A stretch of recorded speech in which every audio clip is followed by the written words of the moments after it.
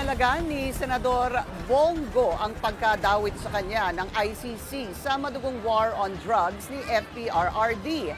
Hindi naman papayag ang ilang senador na damputin si Nago at Bato de la Rosa habang may sesyon ang Senado. Narito ang agenda report ni Hannah T. Walang iniutos na iligal si dating Pangulong Rodrigo Duterte kay Senator Bongo.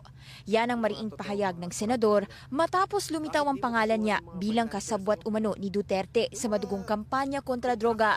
Anigo, mula raw na magkasama sila ng dating Pangulo nung mayor pa ito hanggang sa bago siya maging senador, wala itong illegal orders at hindi rin daw siya susunod sa anumang illegal na utos. Dagdag ni Go, hangarin lang daw ni FPRRD na linisin ang bansa at labanan ang di umano'y naghahasik ng lagim pagdating sa droga. Ito raw ay para proteksyonan ang mga nakababatang henerasyon. Ayon sa ICC, may role si Nago at kapwa-senador na si Bato de la Rosa kasama ang iba pang opisyal para isagawa ang sinasabing common plan para i-neutralize ang mga biktima ng drug war.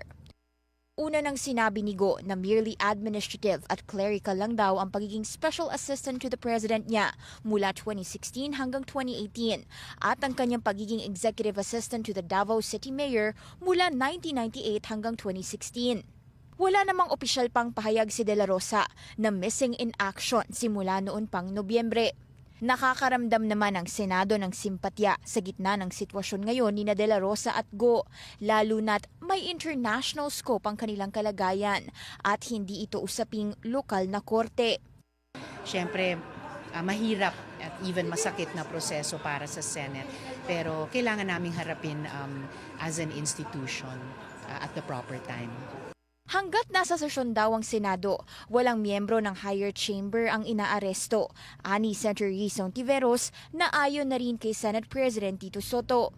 Mangunguna na raw si SP Soto sa pag-handle ng nasabing sitwasyon na sa kauna-unahang pagkakataon ay nangyari sa Senado.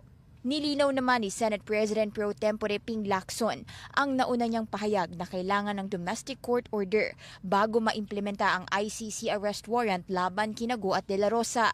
Anya, hindi niya pinoprotektahan ang dalawa at alinsunod lang ito sa legal processes ng bansa at sa konstitusyon. Una nang naaresto si FPRRD Marso ng 2025 dahil sa kasong crimes against humanity. Dati nang kinwestiyon ang paraan ng pagkakaaresto kay FPRRD na para sa ilang mga kaalyado ay sana wag na raw maulit ang paraan ng pagsuko umano ng isang individual sa isang foreign court. Sa February 23 ang confirmation of charges hearing ng dating Pangulo.